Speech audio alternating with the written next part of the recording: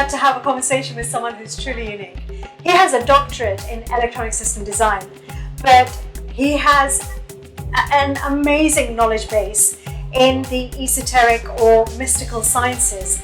And I'm really interested in delving into the fount of knowledge that he is and understanding more about the design of being human, but actually the other side of being human, the highest possible self. So I have a ton of questions for him, and his name is Dr. Arjun Pai. I like the term inner freedom. Inner freedom, yes. When we talk about moksha, because the Jivan Mukta looks at being free now in life as we live it. And I think there's more and more people that really have this deep desire to feel that experience, the freedom within, you know. And for me, I know that in the sacred texts, and I don't know whether it's lost in translation, because I feel it is. I feel that when we talk about moksha, we're always saying liberation of the soul from the cycle of life and birth, death. But for me, I think, well, the soul is already free, actually. The jiva, you know, the jivatman, okay, the jivatman has the samskaras and the vasanas and all of that a little bit tainted, but actually atman, antaratman is absolutely free. So for me, moksha is really, really about becoming more and more aware of the presence of antaratman. I call that the inner diamond. And that's kind of like, would you say that would be appropriate to say? Yes, absolutely appropriate, because that's about finding, you know, what I would say is self-actualization. It's when you achieved, or when you've said that I've achieved all of this, and then you.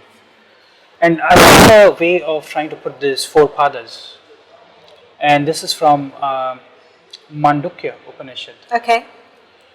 Now, Mandukya Upanishad talks about 4 avasthas, 4 states that 4 you can states of being. being, right? Mm-hmm. The first state is, you know, Jagruk, which is awake. You're awake. That's the first state. That's the first pada. Right. You know, how much, if you have more planets congregating out of those 10, you know, I'm talking about 10 aspects of nakshatras, because you have the 9 planets, and then you have the lagna. You have the ascendant. Oh, of course. So there are 10 of them. That's right. So, yeah, if you have more you know, more planets or more grahas congregating in the first pada, that's actually calling for, you know, being more aware of your, you know, what needs to be done, you know. So that's the Jagruk state, that's the awakened state. The second state is called, you know, dreaming state. You go, you know, that's the avastha that you are in, you know, dreaming. The third avastha is... What is that called in Sanskrit? You know, dreaming, I'm just trying to... if you don't remember, don't worry. Yeah. The Shushupta is, that's the third state. Right. You know, I think Swapna. Swapna state, yes. The state of Swapna is the dreaming state. The dreaming state. And that is all about artha. You know, that's something that you always want to, you know, being in a state of dreams. Would that be more like, when we talk about dream, is that the Maya, the aspect that we're talking about more? Huh? Yeah, it's illusionary. Yeah. Because all these things, what you're talking about, artha, it's only an illusion that you see. It's something which is, like people say, you know, money is gratifying, but it's never satisfying. Oh, I don't know. We'll have another dialogue about that another time. Right. I'd say. So, and the third state is, you know, Mandukya Upanishad says it's the state of deep sleep, Sushupta. You know, that's when, you know, you go into a complete state of being completely, like deep meditation. Right. You know, and you get, every night when you're completely rested, that's when you rejuvenate your body. Right. When you're in deep sleep, yes, is when your body rejuvenates. Right. And so that's why you need to be in a state of complete rest. Yeah. And then the fourth state is, you know, Mandukya Upanishad says, is Turiya. Turiya means ultimate bliss. Yes. Ultimate knowledge. Pure consciousness. That's the highest state that you can be in. So, moksha, and this is again, I'm trying to, you know, this is my favorite thing that I always do, is talk about mythology. And if I have to talk about mythology, you have to understand that all these mythological stories are codified. They're packaged with a lot of wisdom in them. Yeah, and they work at many levels. Many levels. Yeah. So, sometimes it's metaphorical, sometimes it's allegorical. So, you need to really interpret it. So, let me just give you a very short example of how to interpret mythology. Now, everybody knows about the famous mythological thing about the Samudra Manthan, the churning of the cosmic ocean of milk. It's called Shira Sagara, right? Now, many of us have not understood what that really means. It's nothing but the Shira Sagar is your consciousness, the highest consciousness. That's the ocean of milk. Okay, and the mountain that is there, which is called the Mandara mountain, that's nothing but your concentration. And the serpent Vasuki, which was used to churning, that's akin to saying that these are your experiences in life, because you keep getting churned. And then you have the devatas on one side, and then you have the asuras on the other side, which is nothing but your good and the bad. I would say your inner demons. Your inner demons, exactly. Yeah. So this is a constant churn of what happens, and then what comes out of this cosmic ocean. You first get the halal, which is the poison. So obviously, you have poisons coming out when your mind is being churned. Would you say that's the negativity? Yes, that's the negativity. The thoughts. Of humanity, basically. Yes, the thoughts, the emotions, the karmic imprints. Yes. On the basis of what you would react in a situation. So that is halal. That's the poison which is coming out. What is that poison? It's nothing but the 6 different enemies that we have. What I call them as kama, krodha, lobha, moha, mada, matsarya. Different mind monkeys. Yes, the mind monkeys. The 6. That's fear, greed, lust, envy. All of these are your inner demons. Mm-hmm. And you are only a reflection, because what are you? And that's why we talk about in Jyotish, we always talk about the moon nakshatra, the Janma nakshatra, Janmatara, is because we are only reflecting what we are not the original source. It's just like the moon. Yes. Moon is only a reflector of what the sun is giving it. That's the origin. That's the soul. That's the Atma. That's why they say the sun is the Atma Karaka, which means the significator of the soul. Right. And the moon is a significator of the mind. Yes. So the mind is only reflecting what the Atma is trying to reflect on it. Yes. And that is what we see as a projection of the mind, and how we interact and how the environment interacts with us. So this is something that I wanted to share. And then ultimately, what is the ultimate goal of the Samudra Manthan? Is to achieve the Amrit. Amrit is the elixir of life, or the potion of immortality. Can I share with you as a yogi, as you know, I'm a crazy yogi. I love not just asana practice, but I've been in search of my own my own quest. I've been on that for a very long time, which is why I've written these books, Karma and Diamonds. What you've just said about the Vasuki being the serpent and the poison, the halal. For me, if I use the yogic terminologies, what it is about actually, and we talk about the mind monkey. I mean, I call them mind monkeys because I think that it's a nice way of visualizing, because they go crazy sometimes, don't they, in the mind, and they completely, the way that the kind of lenses through which you see life are those mind monkeys. So yoga, Sage Patanjali talks about, in his Yoga Sutras, the first sutra he has is, he simply says, and now we begin. As in and now we begin. And then the second sutra is Yoga's Chitta Vritti Nirodha. Mm-hmm. Yoga's Chitta Vritti Nirodha. And it's just 4 words, and it is already in the second sutra, he already gives us the incredible amount of, if you like, everything we need to know as human beings. You may never read the rest of the sutras, and what it means is, and from my sort of inquiry into this, it's that, the mind is like the ocean. It just churns, like the ocean churns out waves, so the mind churns out thoughts. And the thoughts are just, they're just happening, just like ocean waves just rise and fall, rise and fall. So thoughts rise and fall, rise and fall. And those thoughts are really flavored by our conditioning, our past, our experiences, our vasanas, our samskaras, and so on.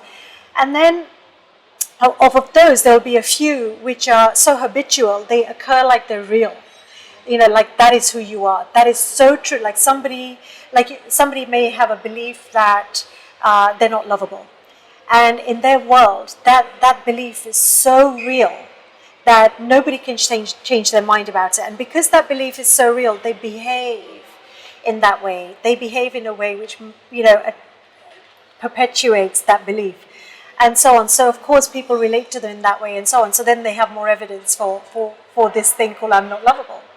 And so, yoga's Chittavritti Nirodha is really about gaining mastery. So yoga is the ability to gain mastery over the whirlpool of the mind. And that's my interpretation of that.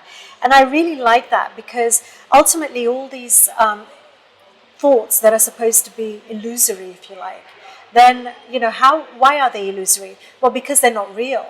We think they're real, but they're really not real. That's the Maya aspect of it.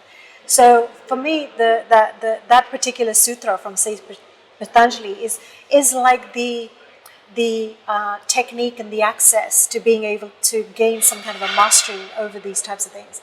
And then the elixir is, we talk about Amrit. For me, that is truly about getting in touch with the Antaratman, the inner diamond, the inner self. Because when that starts to starts to impinge upon your identity and the aspects of your mind, if you like, your thoughts, then even the ego, the identity, begins to take notice because it feels so good.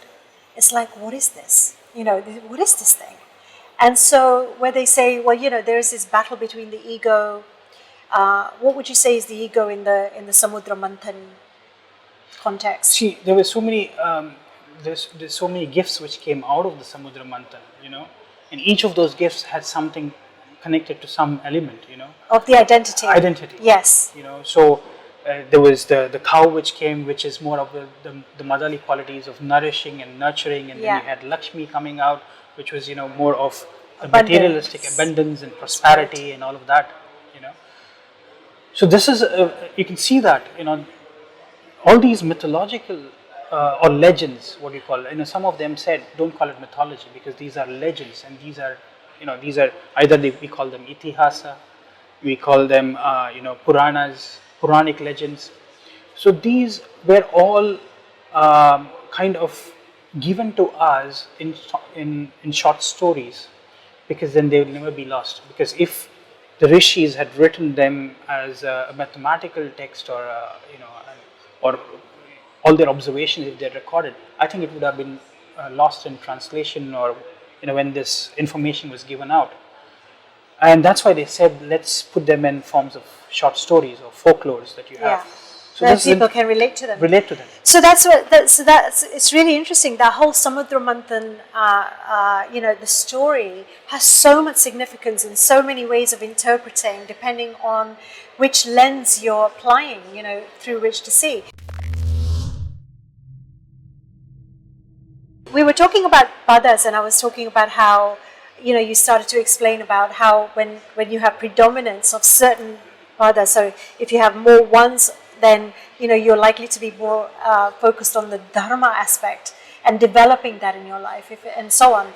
Is there anything else that you can say about these? Because I know we were talking earlier about this, and you had some beautiful little anecdotes about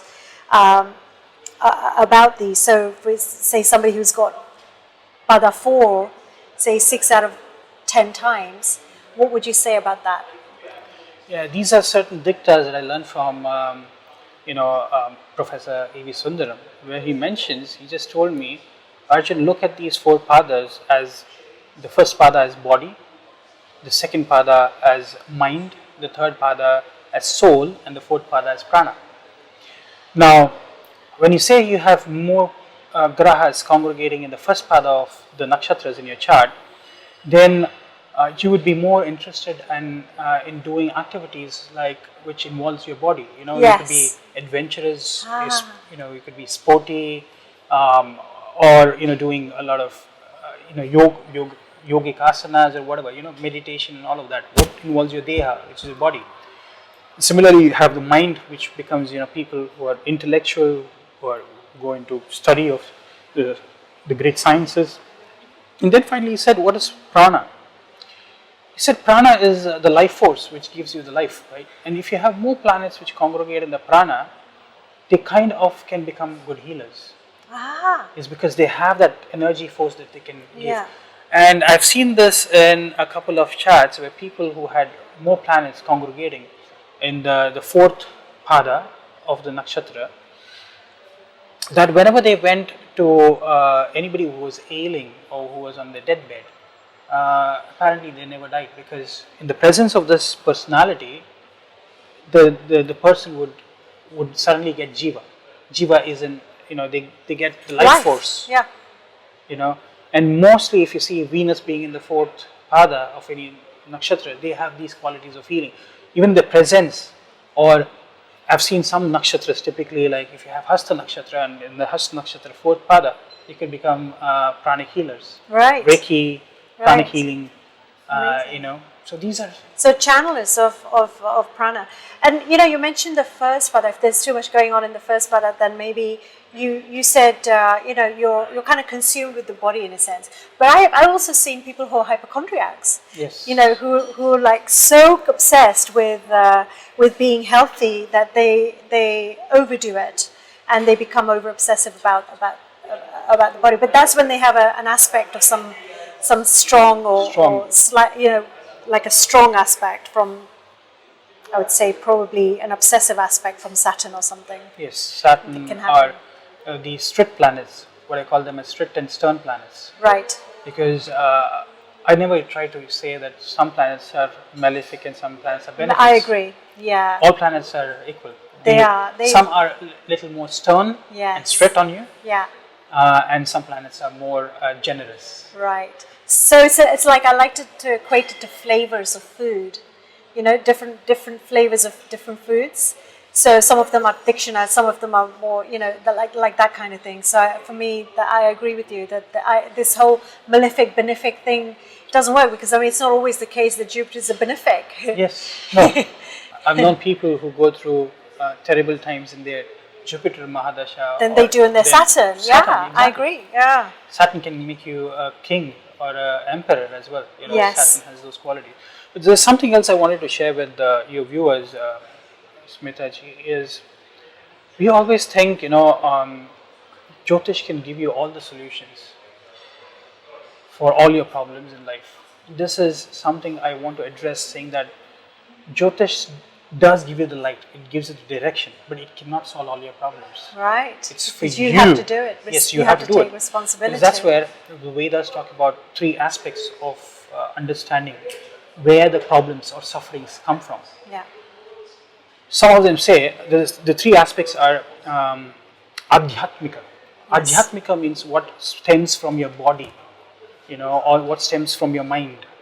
You know, competition, enmity, people, you know, having hatred towards you. You know, all of this stems from adhyatmika, right? And then you have adi bhautika. Adi bhautika means which is due to external forces which have an impact on you. It could be an earthquake, it could be a hurricane, it could be a tornado, it could be you know, animals, you know, something which is you know, which can have an impact on you, which is, you know, the animals could attack you, or you could have an earthquake and then you become. So again, people go through sufferings when you have these natural calamities happening. So, but that is not within our control. So that Jyotishis also cannot control. So that is Adi Bhautika. Bhautika is what the natural, the Pancha Mahabhutas. Yes. The five, you know, elements which control. So that is beyond Jyotish. And then the last one is Adi Daivika. Adi Daivika is where you have the influence of what we said as the inner demons or the outer demons, is something which you cannot express, you know, some metaphysical activities that are happening around you, which science sometimes do not consider them to be, or people say it's superstition. So these are external forces which are supernatural forces. Certain people get miraculously healed, certain people. So these are beyond, human perception. And these are called as Adidevika.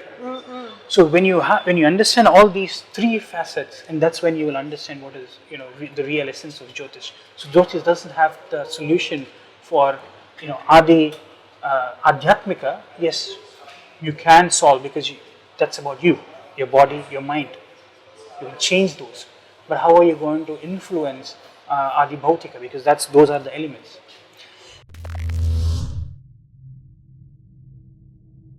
So, in the context of self-discovery, for me, what's there is in what you're saying is exactly the fact that actually we have so much within us. We have so much to tap into. So if you think about the field of consciousness that the rishis call Brahman, and then the inner being, which is the bridge to that, which is the Antaratman, the Atman aspect, if you like, the inner diamond, then there is just so much you can tap into. And it's really all about awakening the ability to, like really becoming self-aware, that awakening the awareness and using that, wielding that as though it was a laser beam. So you can then have choice in the matter of where do I focus in this, in developing myself, or where do I focus in an area of my life that I want to put my energies and attention. Because I think, you mentioned superstition, and I really want to talk about that in terms of astrology and Jyotish, because it has such a bad name exactly because of this superstition aspect, that people practice it. A lot of guys, I say guys, I mean men and women, people who practice it have a very shallow knowledge of Jyotish, and therefore, it's often used as to tap into people's fears. So if they're afraid of something, and people's fears can be irrational. And so then they use this kind of shallow knowledge that they may have, and then they say, give, if you like, solutions, or so-called solutions, remedies. I don't know. Give me a really crazy remedy that you've come across, like a really stupid one, because people, practice these things, don't they? And they give like really senseless remedies, like go and throw, I don't know, yellow beans, to a crow or something. Yeah. That kind of thing. And doesn't that fall in the realm of superstition? I mean, isn't that kind of what's responsible for giving a bad name to astrology?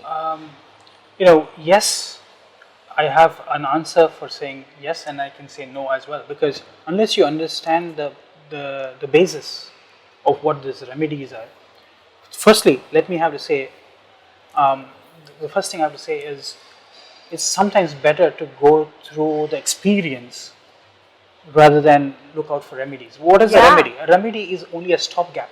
Bhogatna. Yeah. Whatever you have to experience, it's only a stopgap thing that you do. But whenever that, the time period of that graha, which is supposed to be going to be strict on you, and that comes back again, so it can again come back, Okay. So there's only a stopgap arrangement.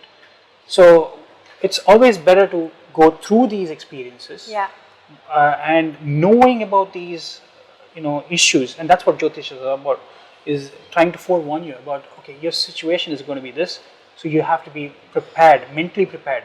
And when you know, I think 50% of the solution is knowing and being aware internally and being prepared for that. Now, the other side of the things, what we do not understand, and why you say throwing, this, because we do not understand the fundamental principles behind it. It's basically nothing but we are trying to balance the Panchatattwas. So if there is an element which is, and I believe, this is what is the genesis of Lal Kitab. We say, go and throw a lead into water, or put a coconut in water, in flowing water. But the essence, what they're trying to achieve through this, it's a superstition people think, but actually if you know, there is a science behind it. The science is you're trying to let that element which is going to harm you, if there is a graha which is being very, very strict on you, Yeah. okay, you want to lessen the impact. So what you do is you take an object which is a significator of that planet and you put it in a flowing water. So symbolically, that element is moving away from you. Right. It's flowing away from you, right? So some of those things, it's symbolic. Symbolic. Yeah, and it may be psychological as well. In that also, yeah, because with when the way I see it is when certain things are arising in life and they're difficult to be with, that's because something is trying to get you to rise to that occasion and to learn a skill or the ability to bear something that you may not have had. It's a teacher in a sense, and so to kind of want it to go away is like resisting something, The more you resist, as they say, the more things persist. So, wouldn't it be better to take a look at what that element is and to then say, how do I embrace this? Exactly. How do I now, let's say Shani, everybody's always going on about Saturn and, how difficult they find. But for me, Shani is nothing more than something which, an element that comes along and says, discipline. Learn discipline, learn something. It's always difficult because we didn't learn it already. It's not a skill we already have. And if it's happening in some area of relationship, it may be learning this skill. Learn how to talk to people, learn some communication skills, really see if you can master that and really get deep inside of what that time period is asking you to do. So that's where the learning aspect of it comes. I feel a lot. I mean, I get what you're saying about the about balancing and so on. And sometimes it's not easy immediately to embrace a difficult challenge. But if all you're going to do is want it to go away from you, are you ever going to grow? How do we look at astrology from that point of view? Yeah. See, Smita ji, what I want to say firstly is. A lot of astrologers today, people have maligned astrology not because of how astrology is being practiced today, because there is a lot of fear mongering. Yes. There is psychologically impacting you by saying if you do not do these remedies or you do this puja, you do this, this expensive, remedy, then I think the grahas are going to come and get you. That's the fear. You instill fear in somebody's mind and then you extract money from them using this as a tool. I think that there can be no bigger sin than creating, psychologically impacting somebody and also creating fear, and morbid fear. Yeah. And then most of the astrologers, I'm talking about these flight by night sort of astrologers, they try to extract you. They want you to be dependent on them. It's like, I feel you don't need to, astrology is not about that. Astrology is all about loving the grahas. If you can fall in love with them, embrace them, understand their qualities and what they want from you. Exactly. In terms of not so much what they want from you, but rather what are they calling you to become? Express. Correct. As an expression of your humanity. So in that they will lead you then through dealing with it at the human level. They have a higher octave.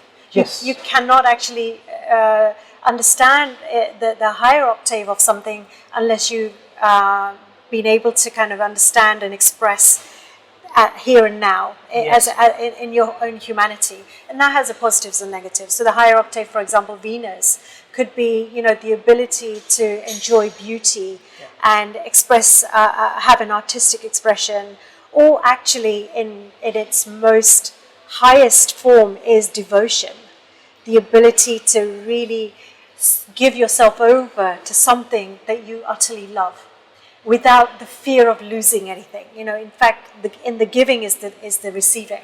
Yeah. So, you know, all of them have something like that going on.